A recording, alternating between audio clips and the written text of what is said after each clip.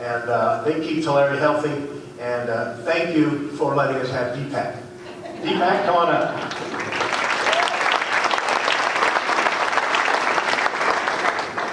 First of all, thank you for that wonderful introduction, Mr. Waddy. I appreciate it. I'd like to recognize my parents too. If I take too long, ladies and gentlemen, I don't know how much time I have. I just know that it's genetic. I am my father's son, and he doesn't really have a timetable when he starts talking.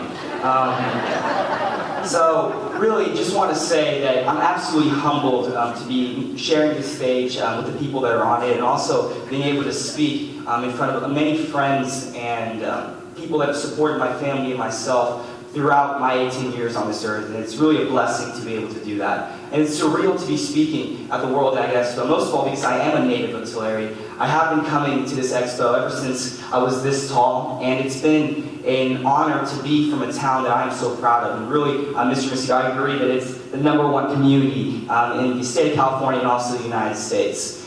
But going back to when I first came to Tulare, or first came to World Expo, I can remember being 5 years old. My uncle is a farmer, so he'd take my cousin Paris and I out to the World Ag Expo, and we'd start touring around. My uncle was easily distracted by things, so he saw the newest gizmo, ran over there, and Paris and I took that opportunity to run off. So sorry you have to find out about this now, Mom, wherever you are.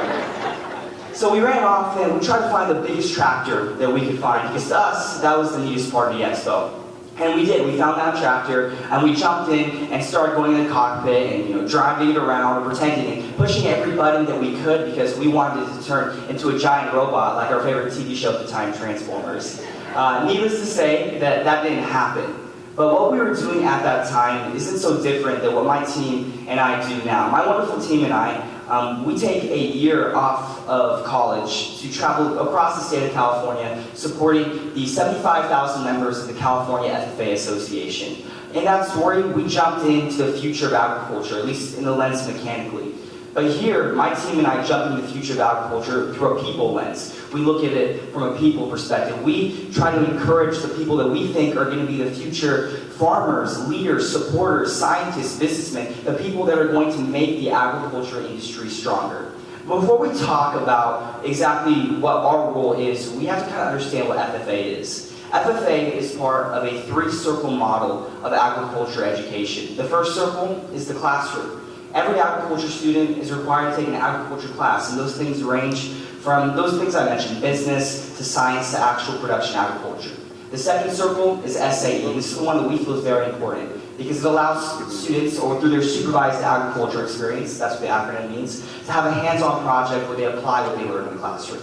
And the third and final part is FFA, the Future Farmers of America, the strongest youth organization in the United States that we are blessed to be a part of. In that organization, students can compete against each other. They can run for offices like my team and I have done, and most of all, they can develop themselves as leaders. So what do my team and I do? Well, we run for these positions. There's 6 of them, and we're blessed to have them. We take a year off again from April to April of college, traveling across the state, playing many different roles. One of the things that we do is we meet with industry leaders. We try to learn about the agriculture industry from everyone's perspective, about the actual agriculture in our nation, so that we're better able to represent it to the members in our state.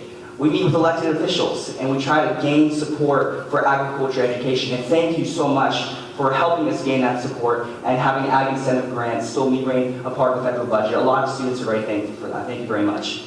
And last but not least, we, across the state of California, we meet with our students. This year, my team and I have had the pleasure of meeting and going to over 100 different high schools across our state. Everything from the Oregon border all the way down to Calexico at the Mexican border. And we've seen our great state from the top down. And I can honestly say one thing, and that is that the future of agriculture is so bright.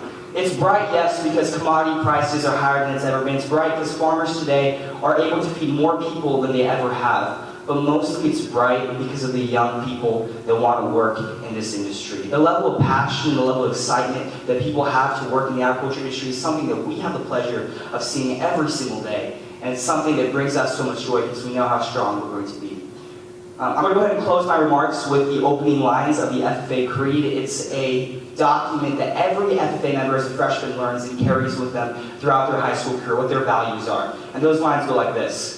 I believe in the future of agriculture, with a faith born not of words, but of deeds. Achievements won by the present and past generations of agriculturists. Here at the World Ag Expo, amidst the accomplishments and the achievements of past and present generations, it is an honor for the future farmers of America to be a small part of the success that goes on here and to supply that future through our people. Thank you very much. Welcome to Tulare, and let's have a great Expo.